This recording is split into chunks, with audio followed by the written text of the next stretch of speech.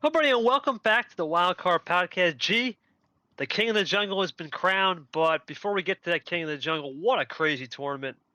The final ever tournament, at least for Division One, that will have this old bot. We're going into a new era, ushering it in very soon. Initial thoughts, G, because we left off on what we thought was going to be a great E8 round, turned into probably one of the worst rounds of the season. Yeah, I think the first thing also is I think it is going to be official that we are going to the new bot for Tournament 5 here. I don't think it's going to be 100% the new bot though. There's going to be some restrictions on it, but we'll be transitioning to the new bot for Tournament 5 after a lot of issues that popped up during this tournament that kind of ruined some people's tournaments in a not good way. So. Uh, Yeah, again, we're going to go through the Evergreen 8, the Final Four, and then the Chuckle July finale. A lot to talk about, some controversies that popped up that we'll go through. But let's start off with, in my opinion, probably the best match of the Evergreen 8 here. KT, how about you kick us off on the Fur Regional Final? Yeah, this was a good one.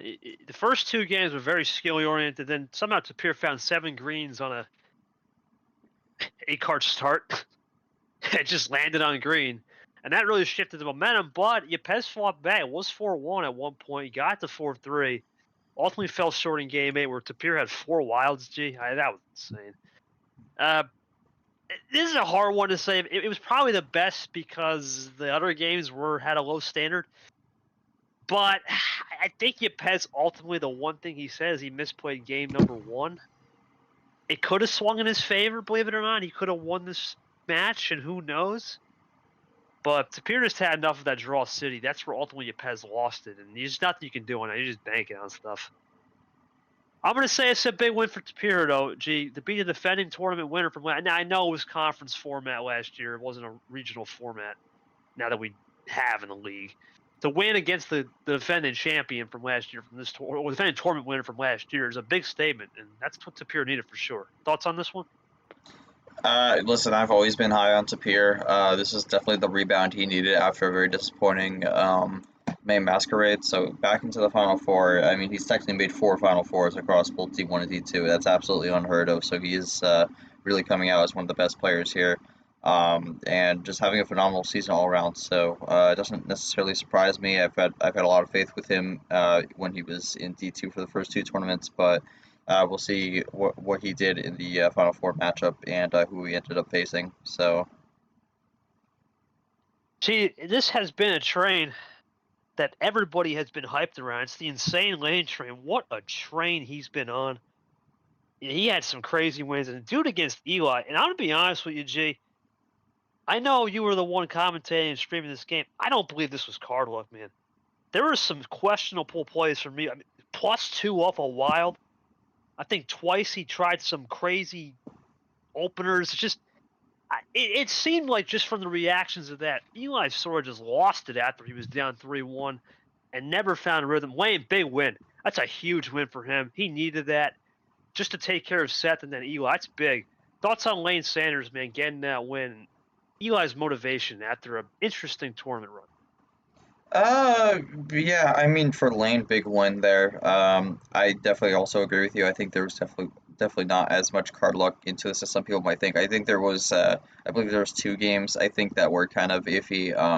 Looking back at it now, I think 4 and 5 were a bit iffy on the cards, but besides that, I think this was played pretty clean. I think Eli, despite going out here again, definitely the tournament turnaround he needed. He got wins on Chomik and Turner, so that definitely helps him in the win department because he was really struggling with that coming into this tournament. So I think overall a good tournament for Eli, but the lane train is keeps on going. I don't think anyone was expecting a Final Four from Lane Sanders going into the season, so kind of a complete underdog run that came out of nowhere. But we'll see what happened in the Final Four and who he ended up facing again in this next one here with the Machete Regional Final. See, this one reminded me of a lot of Brad KT in March. Just too much experience at this point from Nam. I mean, he's had a pretty solid road in terms of just beating people with some card luck, and this one I would say was a little card luck, but more he just outplayed Bo. Bo had some cards, and I think just the experience of not being here for a second time. Nothing really Bo could have done wrong. Definitely played better than what we thought to make it that far. He got a P7 at the end of it, but just not too much, G. I mean, that's just been his story this tournament. A lot of easy games and just cruise control. Thoughts on this one? Yeah, I'm gonna be honest. I think for Bowtie, he kind of just ran out of gas per se. I mean, it's been a great run, all things considered, this tournament because I don't think he's ever really had a run up to this point ever in this league. I mean, I don't even really know if there was anything in 2023 that he had per se. I mean, I think you said it before we started the show. Maybe tournament five, maybe. Depends. With the yeah, I mean the Ypez win in tournament five. I mean that's the highest he was before, but I mean gets a really great result here. I mean what spot he finished again? I think it's his career best if I'm not mistaken. Seven spot. Seventh spot, yeah, really good. But I think for Nam, obviously, unfortunately, there was some card luck still, and I think that's kind of been a consistent thing with this run so far. A lot of people are talking about how Nam needed this run, but maybe not the way a lot of people were hoping for it to be, because you want it to be come down to the players' abilities and not necessarily what cards they're getting. But yeah, run enter bow tie. I think this one was more or less just kind of again the experience versus newer mentality here because Bowtie's never been in a regional final before, so um, I think Bowtie could do a lot with this though because I mean coming into this tournament he was in the relegation battle, but now he is way out of it. Could build off this tournament five for another run and maybe make a surprise run to possibly steal a bid in the Super League. We'll have to see how that goes, but yeah, overall great run from Bowtie, but it's gonna be Nam who gets the job done here in this one. And congratulations on big win. Goes to his second Final Four, bow tie career best. Second in class too. Second in the sophomore class for sure. Only Lane Sanders beat him out. Now, G, this is your tournament pick to win the whole thing. At this rate, when we did the last episode, it was Tago, and he got hosed. There was no denying that. Sanford, just after game three, was a menace on the card luck. And the problem is, G, you give Charles Sanford one or two action cards or ammo cards, he's just lethal. And he did it again. Congratulations to Sanford. Another Final Four, third one for Tago. Tough loss after his really good run in T3. Unfortunately, he comes up short. Just a tough way to end it, and he'll have to bounce back for T5 with the new platform. Thoughts on Tago G and where he could stand, and big win for Sanford. He needed that. Yeah, absolutely. Sanford in a very crucial victory there. I know a lot of people are saying he has decided to focus on 2025, but makes it to the Final Four here after what's not been a really great season. Could have a late resurgence to possibly sneak into the field. I think it depends on how we end up doing in the Final Four here, but we'll see. We'll see how it goes. But I mean, again, Sanford not having a great season, but I mean, this tournament last year, I believe he also made he made the finale, so a Yep. bit of a potential defense here. But um, again, we'll see how he did it against Tapir in a bit. But I mean, for Tiger, really unfortunate. I was having a great run up to this point. This was absolutely what he needed after a heartbreaking loss in the Final Four, but came up short. And unfortunately, got some hosing involved, and that kind of sucks to see. But I mean, for Tiger, really good tournament. Really needed to solidify a spot in the top 15. I think he has done just that. As long as he doesn't have a complete collapse in tournament five, I think he will be in Super League this year. Yeah, it'll be interesting to see how T5 goes for Tago and many others. Well, it goes to that Final Four G, and this was a controversial Final Four game. We're going to start it off with Nam Lane. What a story for Lane. Early in the game, up 3-1. Yeah, he blew game three. He missed the Uno call after a power play, but not his fault. A little bit of a glitch on his end with Discord, which how many times have we seen that this tournament, specifically with Lane Sanders and issues? Let's go back to that Nick game. But then after that, he never really made a mistake. Nam was just getting really good cards, and then it really tested a rule that we just didn't have procedurally, right? We had no ref, right? Hmm. I had to ref the game on TV. You were busy. Yoshi was busy. Caesar had something going on with his, a birthday party. It was just short, and he tested that 20 card rule, and we had the rule. If you want to explain the rule to the fans before we talk about it and what it is. All right, so this rule got enacted after the tournament two debacle between Tapir and Stingray, where they decided to draw all the way up to 42 cards. we pretty much nearly immediately after once the tournament ended installed a rule called card drawback, where if you draw back the 20 cards, you have to do a play unless you legitimately don't have anything, which in that case you have to like show proof of it to the ref privately. Um, but again, it's a rule that hasn't really been tested before because usually not many situations where you're going to have to draw on 20. But um, yeah, but if you draw on 20 and you did have something, it's going to be a game forfeit. So not a match forfeit. You're not forfeiting the match, but that specific game is going to automatically be awarded to the other player because we saw this in UL, which there it's more of like a uh, unspoken agreement. But I mean, there's people who could just draw back all the way, and then once they get the Uno, just keep throwing a +4, +2, or stuff like that, and never have the game end. So we don't want to see that happening, and that's why we had the rule thrown in. But doesn't fully eliminate the stall out tactic, but it makes it where it's not as easy to do because it's not good for both the players and also it's not good for the fans. So that's the rule. KT, I'll hand it back to you on this one and what happened. Well, what happened was he tested that multiple times, and there was no ref. I was reffing the game from afar, not paying attention, only just logging the game due to stuff that came up on my end. In a crucial game 11, right, where Lane did a masterful job on power play, great tournament. He breaks it. He just goes back to 21 cards for I think it was 6 or 7 cards. It's not acceptable, man. I mean, at the end of the day, he knows better. He's a D1 player. I know we didn't have a ref. I know we need to clean it up. I know it was an honest mistake. That's why I didn't want to do anything to him. Because it's really my fault. We had no procedure. We had no ref for a final. That's 100% on me. There's no and this or but. I needed to set the team up for success. I did not that day. It's no one's fault because stuff comes up last minute that I couldn't control. But at the same time, if we were there, if he was doing that multiple times, it's not a good look, G. At the end of the day, this guy, you think about his run to get up here. That's not a good win this year. Clay, okay. Mac, Bo, and now taking care of Lane. That I'm going to be honest with you, G, Lane tested this man. Lane had his number the whole game, and I think the only reason why he lost was a little bit of discomfort, lost composure, and not a spoiler alert here, but he did get on the podium, right? I mean, he did get on the podium, and you wonder. I don't know if he would have won the finale, but you just wonder what would have been like if Lane would have made a finale. I think this is one of the bigger what is stories more than Lane and Nick, because Lane and Nick was just a bot error. It just imploded, which we will not be seeing any more of that. But you just wonder, well, how does this affect Nam's legacy this tournament? It's a big talking point. G, thoughts on just the situation at hand, how we can improve as a league on that, and Lane in the sense that he's improved. I don't think this is his fault necessarily, for sure.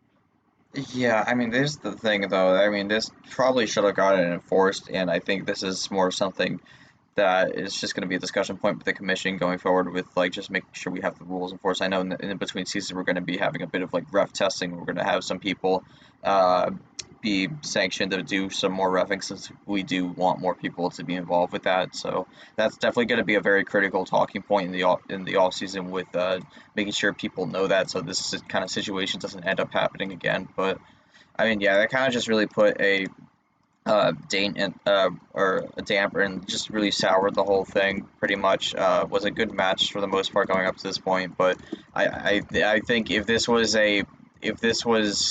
I mean, I guess I'm just going to be blunt, correctly officiated. I know there's a lot of things going on that kind of made it where it was a bit difficult, but still, if it was correctly officiated on that, Lane Sanders would have been in the final, and it's unfortunate to see how a match came down to that. But something that probably won't happen again, Yep. should not happen again. Um, but that's kind of how it goes, but it's been a very, a really awkward run for Nam here. It's kind of puts a bit of a question in how he would do if some things were the way it was supposed to be or anything like that. So I'm just kind of I don't really got much to say on this. It's just we need to make sure we have everything officiated correctly, and again, I think this also really comes down to what happens in Tournament 5 with the new bot here, because I think some players they really are going to be able to show what they're truly made of, and some players the FUD sod's going to go. So we're going to have to see who is going to be able to keep it up and who's going to quickly fall out of it. And we've seen some good plays from Nam in the past, but I mean, after this tournament, that question's got to wonder how he does in Tournament 5 with that new bot. We're just going to have to see with that, but he still has a finale to get through. But let's go over the other Final Four matchup first to determine who his opponent was, unless you have any other final comments on this one.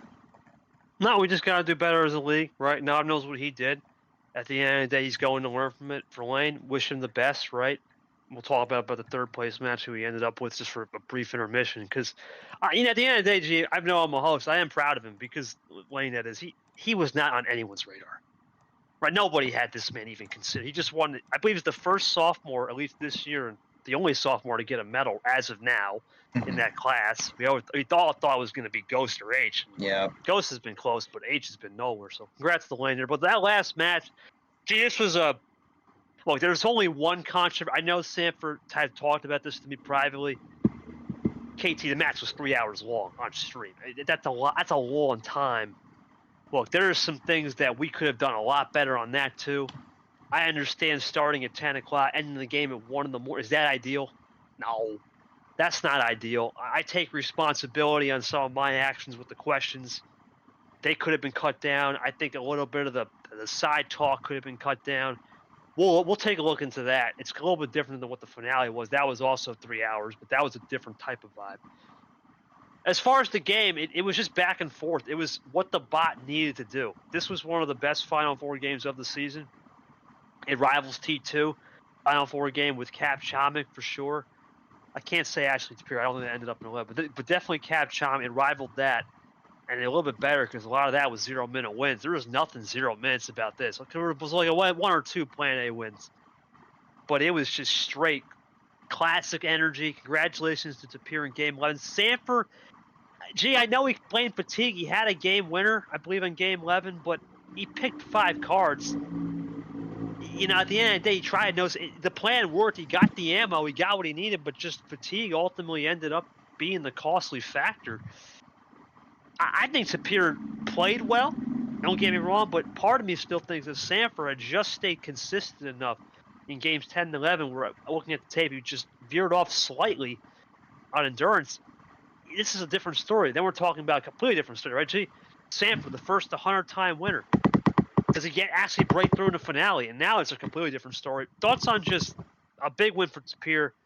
I said he would win this whole tournament back at the last episode. But your thoughts on just Tapir making it? I mean, you've seen him more than me, even though we both know him. From basically the grassroots of D2 to now a D1 finale. Yeah, I mean, I think this is a great result from Tapir, but I think on the topic of the stream, I think this is kind of like I think this is sort of the breaking point with a lot of, I guess, the questions, because I think a lot of the issue with this was a lot of the in-between matches. I think it was too long. I have always stuck by a principle of one question per player and then keep it going, but obviously everyone has different styles and whatnot, but in my opinion, we should never be having a 3 hour stream. I think that's just a bit too much, and especially when we were going all the way to 1 a.m. That's a little ridiculous, in my opinion. So I think that might be a little bit of a discussion point going forward. In my opinion, I don't think a stream should ever go over 2 hours per se, unless there's some extraneous circumstances. But The finale, that's okay. Yeah. finale is fine, but I would probably put like a 2:30 cap on that per se. But that, again, might just be me. But I think going forward, maybe some reevaluations on what we do in between games for stream matches, just to try to not make sure the players are going forever. Because I mean, I think for most people, 3 hours you start getting fatigued. And I think we did see that a bit for Sanford. So I actually think part of the stream could have potentially cost him here, but. Again, discussion point going to Tournament 5. We'll see what we do. Again, we're growing and evolving league, and we'll see what happens with that. But again, Tapir makes it to the finale. Can't be more happy for him. I've seen him a lot in T2. I knew he was going to be someone who could absolutely rise to the top. He probably would have been the person who won the D2 championship, in my opinion, if he stayed in D2. But again, with the whole D2 showcase thingy, which kind of devolved into a bit of a issue with him making the Final Four, and then the whole thing a little bit of a weird situation. It probably wouldn't happen again, but weird circumstances, and now Tapir has made it into the finale of a D1 tournament while being a two-time D2 tournament winner in the same season. So it's been a phenomenal year for Tapir. I think he's had the best year so far of anyone in the entire league. So let's get to the finale. But I mean, before then, do you want to take a quick pit stop on the third place game? I mean, we already know Lane Sanders won, but I guess the result's a little surprising. Also, do you want to dive into that? Yeah, it was 4-0. And now I know Sanford said he winged it, but I asked Lane, "Did you wing it?" Or he's like, "Yeah, pretty much. Just I played a little tactical style, but pretty much winged it." I That's surprising, G. Now I think Sanford just is a guy that once he loses, he's a very, very experimental character, right? Especially if you give him an extra game, it doesn't mean anything. It was the last game on the bot, legit. That was not even the finale. The finale was played before a third place game, so this is the legit last game on the bot. And yeah, you wonder though, just looking at some of that gameplays. I don't know if Lane would have won the finale, but man, he would have gave him a hard time. He would have gave Tapir a hard time. Remember, he had beat Tapir earlier in the season in a reverse sweep. He knows how to play Tapir's style. But congrats to Lane. Like I said, bronze medal for him. That's a big one. Sanford, I'm not worried about him for sure. I know he's going to become the first guy to get 100 wins next round, when we started up in August, late August. But I think he's more worried about that super. He's going to have to shift attention back to this year. We have the new bot. We're going to talk about that a little bit at the end of this show. Why it's not the full version, but it's about 70% of the bot is coming in T5. We know 100% in Super League. So you know that he's going to start dividing attention back to this. I think he's going to try to make a run. My hunch tells me Sanford could. I think he could be a sleeper T5, especially if he could just get hot at the right time, like he did this tournament, where he knows he's good at the late end of the season. He could be someone to watch. For Lane, I don't think he's got to do much in T5 realistically. He makes another Sweet 16 with his strength of schedule and the way he's been playing. That's enough. I don't think he has to go out there and win 10 games this year to get in. It could be enough. We'll see. But very, very interested to see how those two guys end up. But let's get to that finale. Now, this one, G, this game actually ended around 2:30 mark, about 2:28. The problem was we had Seth Cole, and what a phenomenal job he did. Before we get to the game, what a phenomenal job Seth Cole did. I don't know if you watched the stream, G. But what a phenomenal job. He does commentary for a living. I want to shout out Seth. One of our, it was just going to be me and Heat Check Guard. You know how a Heat Check Guard stream is, G. It's all entertainment, right? Sometimes there's no analysis with art. It's just entertainment. That's what he's there for. So I needed to bounce off somebody, and man, Seth Cole was the guy. What a phenomenal job he did. And this was one of the most epic finales of all time. It was back and forth. The amount of isolation plays and crossovers and number efficient plays, such as Nam and Tapir going back out those first 5 games, was insane. There's a couple Plan A wins off the top in a 1-minute game, but other than that, this was a perfect finale. Now, am I going to say this is the best finale in the league? It's debatable. I would say in terms of production on a broadcast for sure. But you gotta think, I still hold the accountabilities of KT Ashley was really good and Sanford Gold were some of the best. It's up there. We'll look at the end of the season where it ranks in the memoir. But ultimately, this came down, it was just Tapir, right? I mean, Nam had the lead 5-3. He was 1 game away. He had 1 power play. You'd think he would finish it, but I think the problem for Nam is he started to get too KT classic-y in the last 2 games of the series game. Now he tried to finish it, and he probably didn't have the hand, or did have the hand, and just didn't know how to close it out, which has been a problem with him in the past. And he just got cooked on the power play advantage. It was 5-5, and unfortunately, 1 power play comes down to 1 game. Tapir just had a little bit better number efficiency up top and finished it off. Not blows a 5-3, but he played probably his best Uno of his career. He just couldn't close it out, which has been a problem in the past.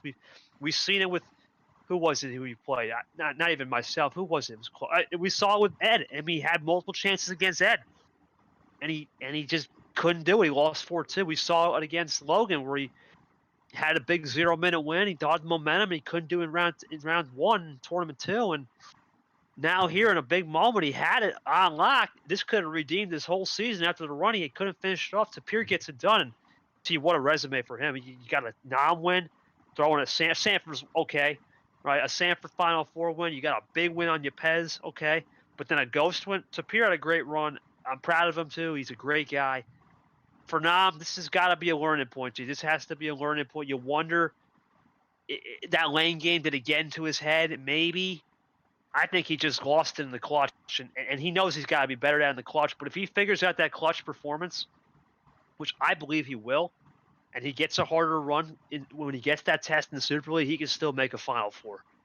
I still think he can make a Super League Final Four. He's just got to stay clean in the clutch moments, and I think when he finds that out and learns these hard lessons, he's 14 years old. He's a kid, right? He learned the hard lesson in March after he got destroyed by myself, and then he's learned a hard lesson here. I'm up 5-3, everything's clean, fine and dandy, but at the end of the day, G, one too many KT classics could be the difference in a game where it was just perfect execution the whole way through. Congrats to him. Congrats to Tapir. What a job. Your final thoughts on the finale in the King of the Jungle for Tapir. I mean, good finale, all things considered. I think there was definitely points where Tapir had the fight back, though. I mean, I kind of just need to pull up the. I mean, yeah, you kind of look at this, and I mean, the first 7 games went by somewhat quickly. Even a bit of opposing game 7. But again, Tapir was down 5-2, I believe. No, Three, wait, five, five three. 5-3. And I believe Nom still had a power play, but was able to bring it back slowly but carefully and got the job done. So a lot of the skill that we've expected from Tapir bringing out has the tournament win, and now he went from being locked into the D2 championship to avoiding that to now being locked into Super League. So quite the season Tapir has been in. Congratulations Tapir. In a way, we're going to have technically 2 D2 players in the in Super League. So the D2 takeover is real now. But yeah, great stuff sets up here. Very happy with the result. And I mean, I think Nam, despite having a lot of questions with this run, this tournament, I think it was a overall solid performance. I think again we still saw some of the the hosing a little bit at points, but overall was mostly dealt clean. But yeah, this was the run he needed if we're just looking at it solely at the placement. Maybe didn't quite get the wins he needed though per se, because I don't think he got a single win that was outside of, or that was above quad 3. So not that great, all things considered, in terms of the wins column. But I mean, he's got the number. He's got the quantity over quality sort of thing going on right now, and when it's that high, because I think he's at like 9 or 10 wins right now, I think that'll be 10 enough wins, yep. that'll be enough to put him in the Super League, even if it's not necessarily the best wins. We're just gonna have to see how he ends up doing in Tournament 5, and we'll see how it ends up with seeding also, because while quantity over quality can definitely get you into Super League, when it comes to the buys, we're gonna have to see. But um, yeah, Tapir gets the win. Locks himself in the Super League. Absolutely phenomenal performance from Tapir all around. Many good wins throughout this tournament, and very excited to see what he does in Super League and also Tournament 5 as he looks to defend his crown here, as he enters the 1 seed for what will be a September tournament. I don't think we're revealing it yet, but theme has been decided already, but it will be September based. So Yes. Tournament will start late August, but most of the tournament will be played in September. I know D2 did acoustic August, so acoustic August, yeah. we're just gonna split our differences and say, hey, you know what? I think there's only 5 days of the tournament in August. The rest is in September. We'll just split the difference. We'll go September. But at the end of the day, it does not change the scheduling. We're still in a good spot. So we'll Yeah, let that go. I mean, another thing pointing out also, kind of with the D2, we've kind of split it for the most part. I mean, April was the only overlap per se, but we had February Flurry, March Madness, Aquatic April, and then April Airwave, then D1 Masquerade May, D2 June Gelato, then here D1 Jumbo July, and then for D2 Acoustic August, and then we have the September tournament going on there, and then we'll have our LCQ is probably going to happen in September, and then we also have the D2 Championship, which will happen probably late September, early October, and then round us into Super League. So we'll see how that all plays out. And we'll see how that one plays out, G, for sure. Let's get to that D2 with G. What's been going on with the play-ins as we start the accordions, the guitars, the drums, and the bass? Oh man, a lot of stuff's happened. We had most of our play-ins. I think we did discussed that for the most part. I don't think we had any other upsets per se. I mean, we did have, I believe, the Ryan Steven's Voiles game didn't happen prior. Ryan Steve was the one who came out on top of that, so unfortunate for Voiles. He's gonna have to wait till next season to get the run going. Looking at the rest of it, some good matches all around, but mostly clean, all things considered. But round 32 has been interesting. We still have, I believe, 2 matches to go. Goldie James, I believe, is about to happen as we're recording this. So I might give a slight update if that runs quickly once we get into our later topics, if that ends. But uh, we had our playoff game. We had another playoff game in round of 32 with Emmy Savvy. Winner moves into LCQ. Loser is out for the season. Emmy actually walked away with that in a sweep 3-0. That was a stream game. A little surprised with that one, but Emmy's the one who walks away with that one. Savvy's gonna have to wait till next year, but does get a win on Astel, which is a good stepping stone for 2025. But Savvy's gonna hopefully bring a little more, as she'll be able to run the full season next year.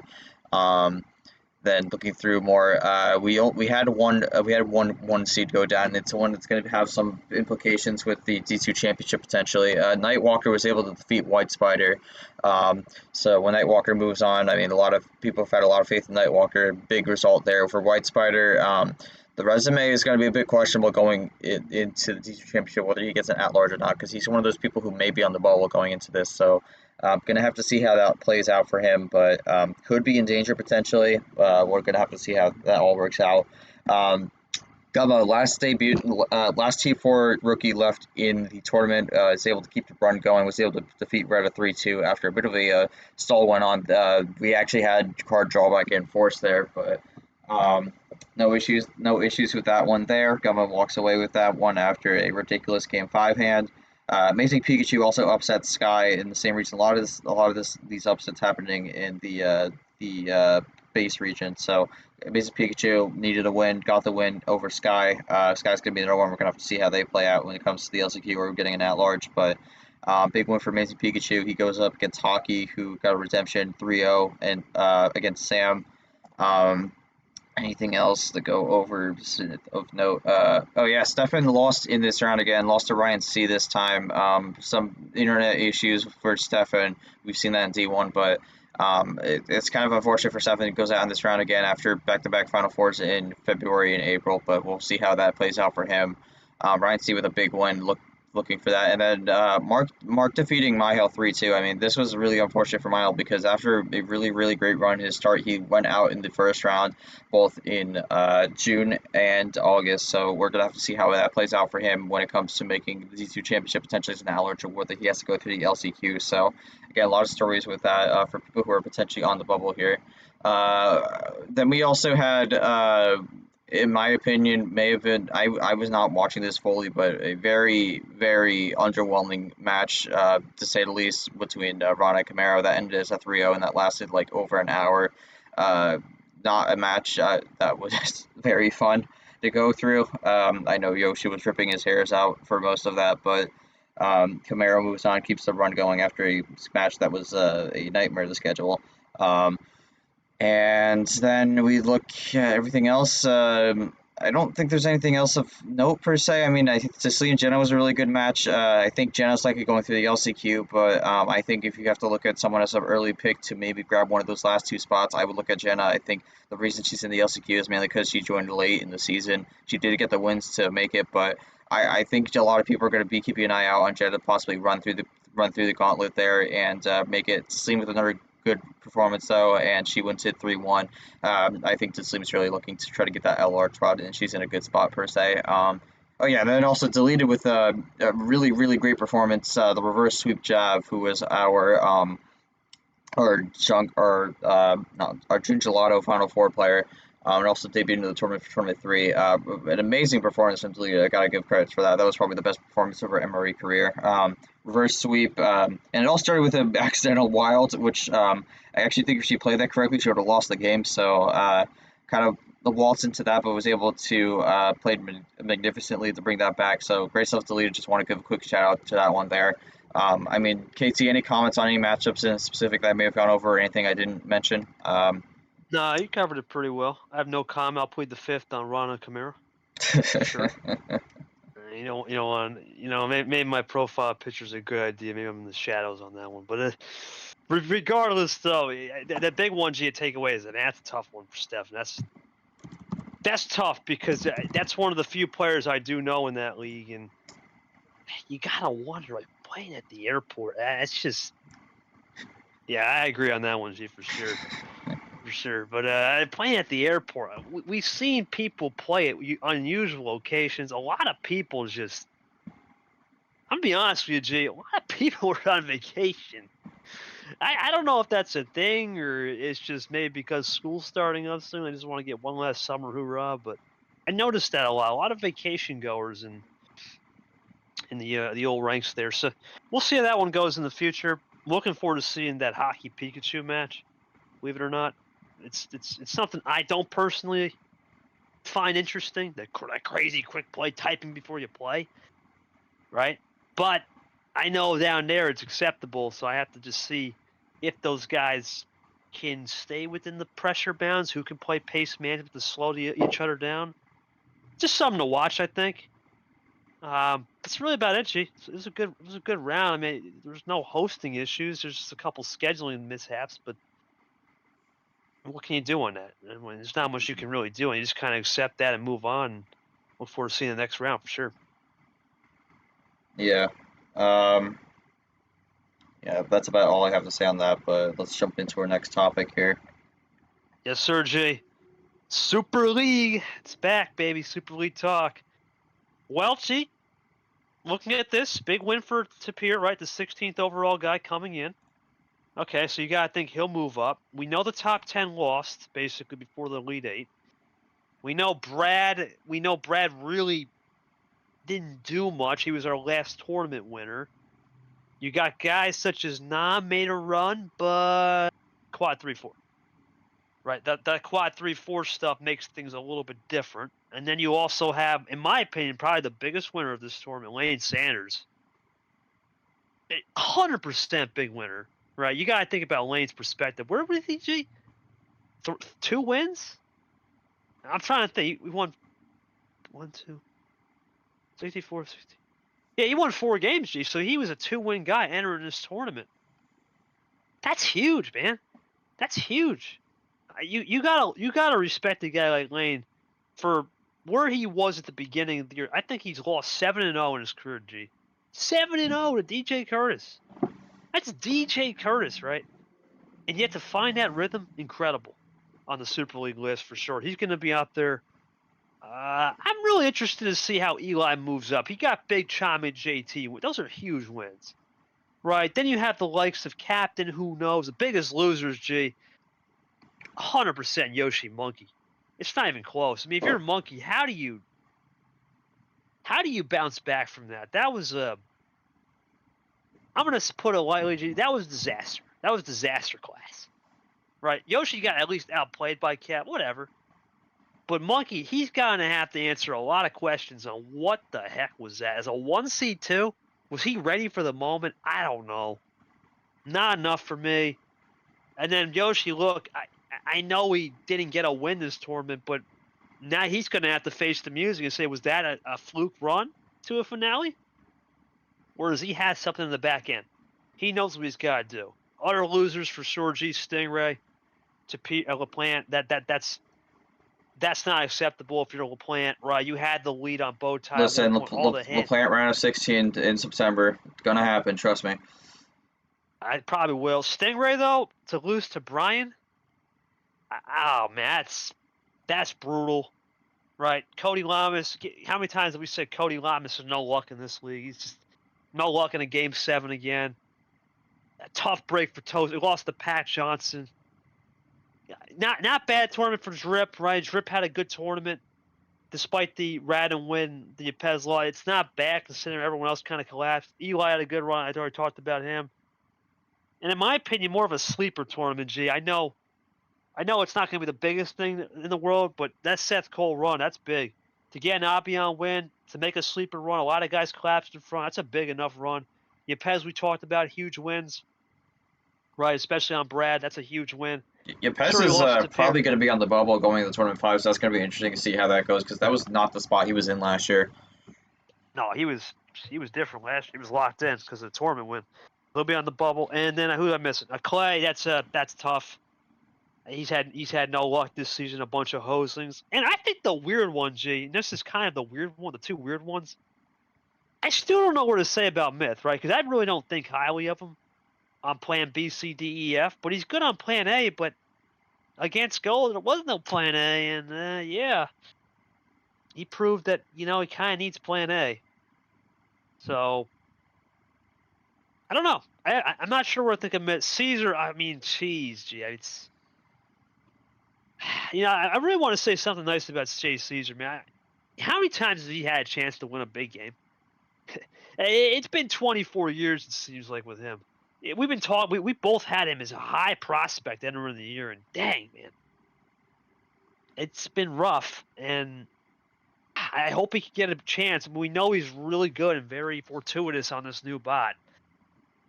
He had his chance against Sanford. He played his best Uno, I thought, and it just fell short. He's going to have to do one hell of a job. He's now over 100 career games in T5 to still have a chance. I think he's still in it. It's just crazy how, I'll be honest with you, 10th on back, 7th on back is just a wild circus. But what's your thoughts overall, G, on the Super League rankings? I mean, and DJ Curtis not playing, and Ashley, I forgot about those two. And DJ, I actually think at the end of it, I was gonna start off with that. I think Ashley and Curtis are huge winners of this tournament because I actually don't think they're gonna drop that much. no, Melee Bandits for sure. Yeah, but I mean, looking through this, I mean, I think KT, I think yourself. I don't think you're. I definitely think you're definitely on the loss side. Obviously not as much as some other people, but definitely not the tournament you're looking for. Back to back round of 32 exits. I'm not really sure if you're going to be up there as number one coming into these next rankings, but might drop a little bit. I think Brad's definitely a winner, even though he didn't quite make it as far as you'd hope. Captain, not great, not what he needed. He's going to be have to fighting for that bye in tournament 5. Chomik definitely on the losing side. Turner's kind of in the gray area. I don't really know where to put Turner. That could really just depend on whether he shows up for tournament 5. We don't know yet. Yeah. Yeah, a few questions surrounding that. Avion definitely lost in that one. He needed another run to solidify his spot. He did not do that. Went over Curtis. I honestly think out of this top 25, Monkey is the biggest loser out of everyone in this tournament. I mean, you went 0-4, didn't get a single game win, were a 1 seed. It's just a genuine disaster of a tournament. I don't think we have ever seen something like this from anyone. And he was coming in with a very fragile resume because he has 2 DQ wins. And overall, off the table problems too, G. Off the table problems with that Allen too. I mean, that's just not good. Yeah, and I mean, yeah, I mean, if we're gonna go back here, we're looking at his wins here, to say the least. I mean, Myth, Vapor to start off, and then Brando, you had the MDQ, Brock, didn't win against Chomik, and then May, it's Bolton and Kev. Like, you look at these wins, none of them are that great. It's just, it's a very fragile resume, and I actually think he's going to drop out of this top 15 because this was the result he did not need. He didn't have a result like this prior to this tournament, which is why he was still in there, but that's just kind of how it goes. Also, I'm going to just jump in here, like I said before, the Goldie James game ended. Oh my god, what an incredible hosing that was. Goldie wins it 3-1, so that's the only comment I'm going to leave on. That's the only one I'm going to leave on that. That was an absurd hosing on both sides for the games they won. But yeah. Anyways, coming back to this, just wanted to jump in with that. For Monkey, it's bad. It's very bad. I actually think he's in a terrible spot coming into tournament 5 because he just lost the one thing. This was a very similar situation to Turner, where he's lost the one thing that kept him alive here, and now he's just it's gone because the first round exit didn't even get a single game win. It was one of the worst performances from 1-2 we've ever seen. It's bad. It's bad. It's really bad. Yoshi didn't have a great run either, although I don't think he's really on that level of Monkey, but he's probably going to have to fight on the bubble. For Tago, I think it was a good tournament. Ghost was an okay tournament. I don't think it was amazing per se, but yeah, round of 16, lost to the Pier. I mean, what can you do? I think an okay tournament for Ghost. I think he's going to be okay, but he can't have a bad run in tournament 5 here. Nom wins, although we're really gonna have to see how he does in tournament 5. Stingray, I'm just kind of going through this whole list at this point. Stingray, Lepant, Yeah. big losers. Tapir obviously won the tournament, so biggest winner of all, everyone per se. Eli definitely a winner. Tosakai lost. Lamas, I legitimately think Lamas' season's done unless he wins the tournament. I think he's done. His resume has taken an awful hit on the losses. That's gonna absolutely hold him up. I think he only gets in on either a no, not even that. I think he has to win the tournament to make it in. Otherwise, I don't think he makes it. Um, it's been not a good season for Lamas because he does have the KT win, but he also has some really bad losses. So it's been a bad season for Lamas. Drip, I don't think is a winner, even though he had that bottom win. I don't think it was a great tournament for him, all things considered. Myth, I think, is kind of in limbo. Although I think he definitely he lost in this one because round 64 exit. Seth's a winner. Caesars, I think, is one of the bigger losers. So this because he had a golden opportunity here and again came up just short. I just don't know what it's going to take for Caesar to get that big win here, and I don't know if it's even going to happen this year. We were really coming in as someone who we thought could make Super League, and now he's on the outside still. And yeah, it's been rough. He's gonna have to find something in tournament 5, and I don't know if I've had enough confidence in him. I think the train is reaching its final destination here on that one. Clay definitely lost it, and Yepes big winner on that one. That's my quick run through on the top 25 here. I kind of rambled on that one. Just want to go through everyone at this point since we are coming up on a very important reveal show here. Going to be a lot of shifts and whatnot all over the place. But KT, before we kind of wrap this up, any thoughts on what we're looking at for this post T4 reveal show and what the big stories we're going to be looking at, you think, coming into that one? Because, I mean, we don't necessarily know the placements yet, but I think there's definitely going to be some spots where I think we know where people might be around. Well, is there a breakaway? That's your always first. That's the first thing you always ask. Is there a breakaway? And we've talked about the beginning of the year. We talked about a big 3 forming. What was it? Ashley, KT, Nam. Then we thought, okay, maybe we can throw in Brad after we won T3. I think there's a breakaway starting to form. I really do. And there's a breakaway forming in the top 4, and I think 5th and 6th on back is kind of there, and then it's just going to be a mad dash for like 10 spots. You look at the 4 people locked in, myself, Cap, Brad, and Sapir. What's our motivation, right? For all of us, you want the double buy, okay? Here's the thing. Lately, have I been playing my best Uno? No, absolutely not. New bot, feeling recharged. Cap, I'm going to be honest with you, G, he's on a Sunday cruise, right? He doesn't care what happens. New bot, recharged. Brad, you can tell he's still going full send. Tapir, he just won the full send. So that then leaves Ashley. And now Ashley, I think, when turned up, is still one of the best players in this league. Nam questions in the clutch, but at this rate, quality over quantity, I don't think it's going to matter. He's in Super. He's just looking to try to build a resume for a buy. So now it leaves 10 players. I have no idea. No idea. Right? We have no idea what JT's going to. Is he showing up? We think he is. Is he really going to be focused with the wedding? No, that's question marks. I know G, you're high on. I'm not. I'm not sold on Tago. I'm really not. And mentality questions have been put to the test with him. I'm not seeing it. Right? I know that the Stanford game was tough. Before then, I mean, he was talking about how the bot screwy, didn't like buy-on. It's got to be good, better mentality from him. Whatever the result is, it's got to be. He's got to deal with the circumstances at play and move forward. Who else is in trouble? Who can make a run? I've been saying it all day. Insane Lane is back, G. Insane Lane, guys like Seth, Yepes, Sanford, Eli, they've made a great run. They know what to do. I trust all 4 of them. Eli might be a little question mark, but he did well in T5 last year. Sure, he had a motivational pep talk for Monkey that probably cost Monkey his season, which is crazy to say. But other than that, I think Eli's in a good spot. No idea on the rest. No idea how DJ's going to handle a clutch spot. No idea how Abian will react. A lot of rookies, G, and that's the last I want to just know. There's so many rookies, man. Ashley's a rookie, right? Brad's a rookie. Tapir's a rookie. Nam's a rookie, right? We didn't even talk about Shamik. He's a rookie. Avian's a rookie. The rook cap. These rookies have just taken over. It's not even D2 anymore. I know you talk about the D2 takeover. Forget that. It's the rookie takeover. It's a rookie conglomerate. Right now, G, every tournament winner other than myself in March, and we know my history in March, has been a rookie. Right, we were one Ashley win away. We're at one power play from Ashley in a game 10. And she was just pulled it up 6-4, probably from getting an all rookie win this season. We wouldn't have had a veteran or anybody else.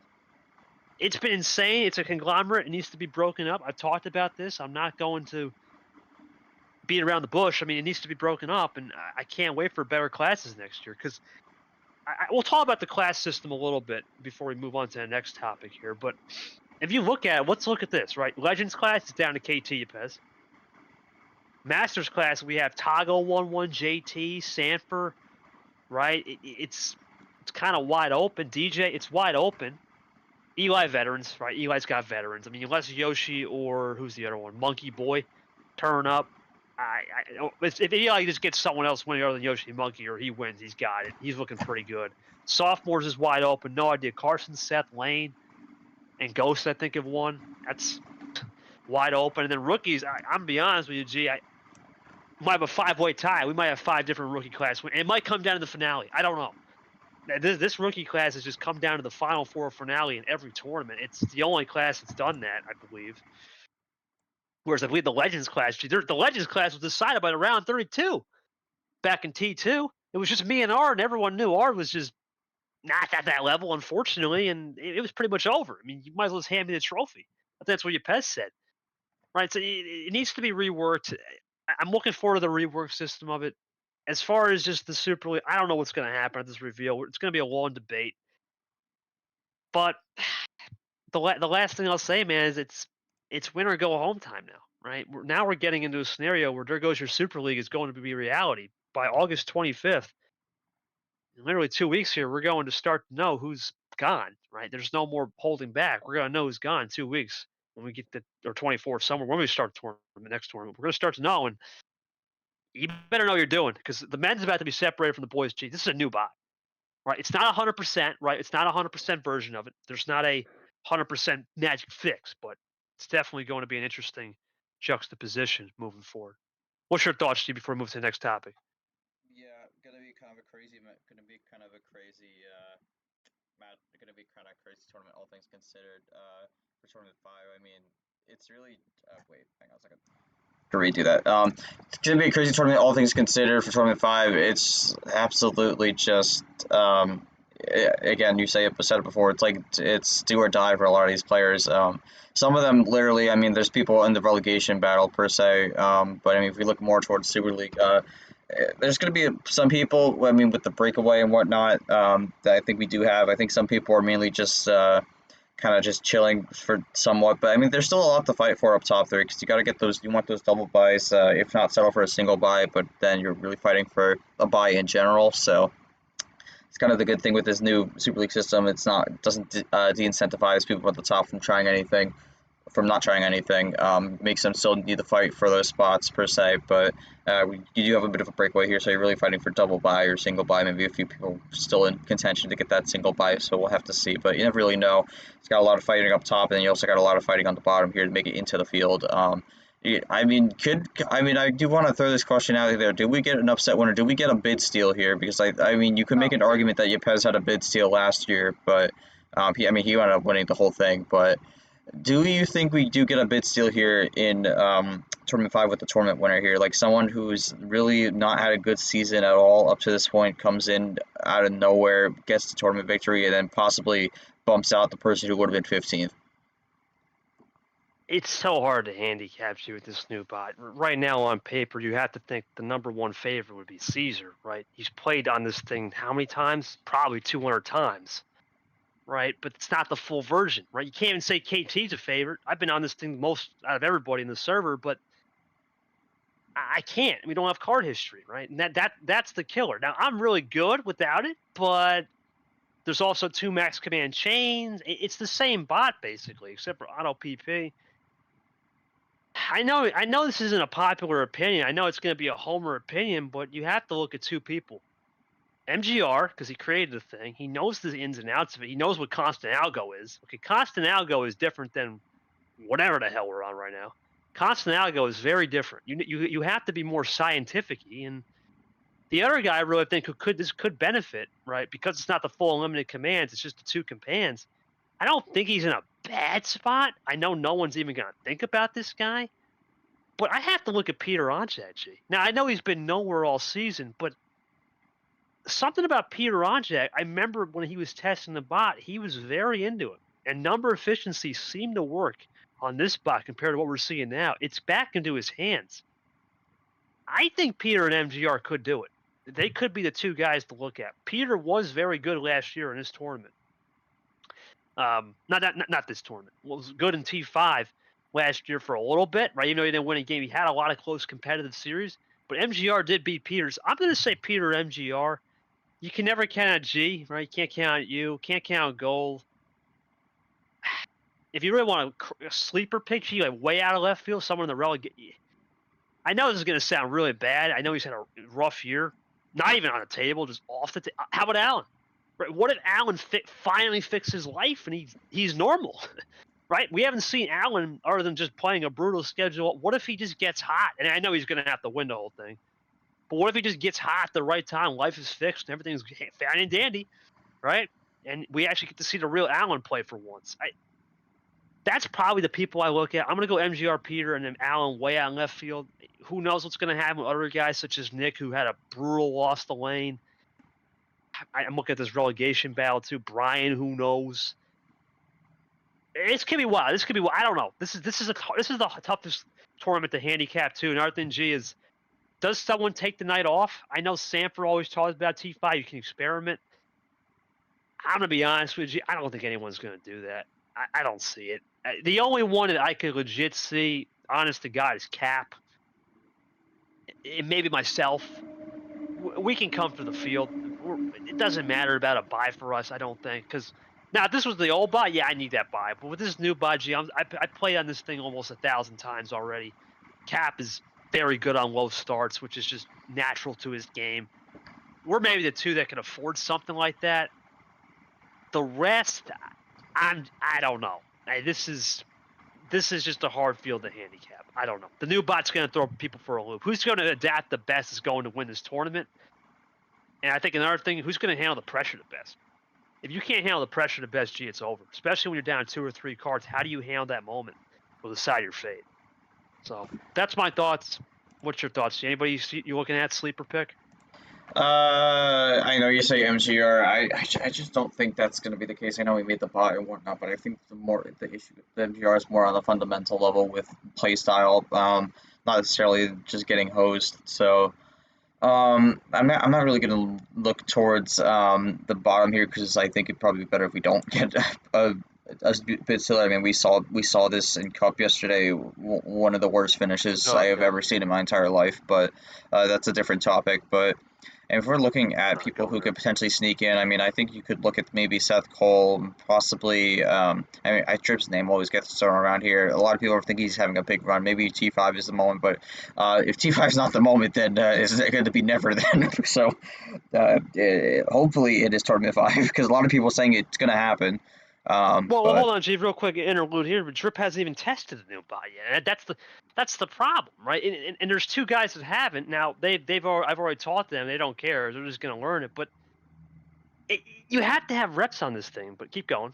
That's the key. That's what I'm noticing. Yeah, I mean, I would look at Drip. I would. I mean, yeah, and then I think besides that, the only other person I'd maybe give a potential nod to is maybe Ard. I mean, he has had a solid season, all things considered, up to this point compared to last year. But I don't know if it's enough for a win per se. But it's going to be difficult to tell. I'm not really sure he's going to come out this one tournament with the victory here. But for everyone here, it's their last shot to make Super League. For some people, it's must win. For other people, it's getting to a certain point. But I'm just interested to see how this is all going to break down, and hopefully we have a really great tournament in our hands because this is where it all comes together here. Because after this tournament, we have our Super League field, and so I think it's going to be really exciting to see how that all breaks down. Yeah, I'm looking forward to it, G. Production's been great. Everything's been really rolling. I have no complaints. But let's get into that next topic, G. And well, we've reached the end of this season. Basically, we're at the end of the year, right? We're only got one more tour, so we're gonna go to the last. I know a T5 overview, but we kind of just covered that in both. So we'll just go to the thoughts on the season so far. Look, I'm thoroughly impressed with this season. We have, I believe, if I'm not mistaken, 44 people have won multiple games. That means 2 or more. 55 winners. We think we know Allen could turn up. We know Brando, if he gets the right cards, could win. We've been waiting. Right, it could be 58. Who knows if Eric or Payne could find a way. Clint. 58 winners is a lot, G, potentially, right? We have 50, but we got 58. That's pretty crazy. The rookie class. I don't need to beat the dead horse. It's just overpowered, right? We didn't know half these guys coming in. I think it's just a better lesson to say, hey, you know what? It's just a lump. We have to take it, swallow it, and just swallow our pride and say, hey, you know what? We messed up, and we're gonna find a way to fix it. Right? We're gonna find a way to fix it, and we're gonna fix it next year. I'm very impressed with some spoilers this year. If you would have told me Seth Cole and Lane Sanders would have a chance at Super League, I would have called you nuts. I didn't think anything much of them, but they found a way. I know he's had a rough season, but I'm surprised a little bit about people like Peter and Cody and yourself. I'm shocked you guys aren't up there with us. And It's just been one of those seasons. it has been. And who else I'm surprised with? I know I just talked about him, but JT. I mean, he was there. How many times did we say JT last year? And JT coming in at number 10. JT Florida with number 11 and back to 12. I mean, he was right there on 10th. He was the bubble burster every single time. And no offense, but he's back there again, basically entering this last tournament, depending what happens on his entry list. Really, it's going to come down to his entry list for him. Not sure what to think about Monkey. I know he's had a better season, but has it really been better, G? Off the table distractions again. I mean, we talked about an incident we're not going to repeat on this show with a certain someone, and then he does it again this year with I don't know what was going on, right? I mean, it's with Allen, and it's just you wonder where's his head at. Eli's had a turnaround this year. It's been a good so far season on player. My season. Oh, gee, at the end of the day, there's an old adage, right? We just talked about Ray. You win Daytona 500. Doesn't matter what you do the rest of this year, champion forever. I won March Madness. I'm a champion forever. And all I have left is Super League, right? That's all I've got left in terms of tournaments you want to win. I've had a great year. Look, I'm not going to complain. Compared to where I was last year, entering the bubble at 5-4, probably wasn't going to make Super League unless I went three games in a row. And I did it. I'm happy, man. I'm content. I did a great job. I did everything I wanted this season. A double bye would be great, but if I don't get it, I know I've got the confidence when I'm at 100% to just at least put in a good showing. As a host, look, Gee, I always say this line. I think this should always be a host mentality. We're never satisfied. No, there's always something to improve on as a host, whether it be a production level thing, whether it be a timing, scheduling, competition. I will say competition is not the problem. Last year, competition was an issue. This year, it's just procedural things, minor things we need to address, right? Relegation, things like that. That's the only thing on competition. I think we've done a good job hosting it this year. Obviously, there's been a couple lumps. I know last tournament you guys need to pick up. That's another thing too. Gee, last tournament I wasn't even here for round one, right? And most of round two, I was kind of out due to some incidents on my end. You just start to wonder. It's like, hey, man, could this league function without KT? And the answer is it can. It just takes a lot of cooperation to get everyone's ducks in a row. So that's how I view it. Overall, I give this season so far a solid A. In terms of at least player me and then hosting wise, solid B plus. There's a couple things we could clean up. I know we can, but there's a lot of things that I'm proud of that we're going to be moving into the future. Last thing before I let you have your words here, the fact that we brought this bot in May, right, privately, and it was being developed maybe in February, early February this year, and we have it for August. That's only a 3-month turnaround. The fact that we got this up and tested we tested over, I believe, 90 players or something like that, D1 and 2 combined, about 80, 90 players already. That's amazing, man. I mean, that can't be overshadowed. We've done a great job to do it. Obviously, we wish we could get it for D2, but the fact that we have it in D1 ready to go, and from what I understand, you can play up to 10,000 games at once on the server. That's not going to happen, but that's miraculous. It's almost a miraculous turnaround. It's almost like finding a cure for a disease, and it's in early stages. That's where we're at right now. We're in early stages of finding that cure. And the cure here is just hosings, and we're trying to get off the jet and shower mode and trying to get this back to a nice cool mist and a little bit of a nice cool mist. I think we'll go with cool mist or a spray. That way, people can enjoy their games instead of getting the jet on them, or a shower. Yep. So we'll see how it goes in the future. I look forward to the T5 reveal and just the T5 theme and all that coming in for the pressure moments. What about you, G? The season so far? Thoughts on that? I mean, if we're talking about my own season, not very good, but obviously not. But I mean, overall, I think it's been a step up from last year, which we were hoping for. I mean, obviously more consistency across the board. I know we have the new block coming in Tournament 5, but that was kind of just an extraneous situation that we kind of all unanimously agreed on for the most part. So, um, yeah, great. I really think it's been a great season so far, and I'm really looking forward to seeing how this regular season wraps up, and then how we jump into Super League here. Very excited to see how that goes, and overall, been a big step up this year, with the inclusion of D2 as well. So I think everything's been kind of running well, and we got that consistency on the board as we look to wrap up the 2024 season, looking towards 2025.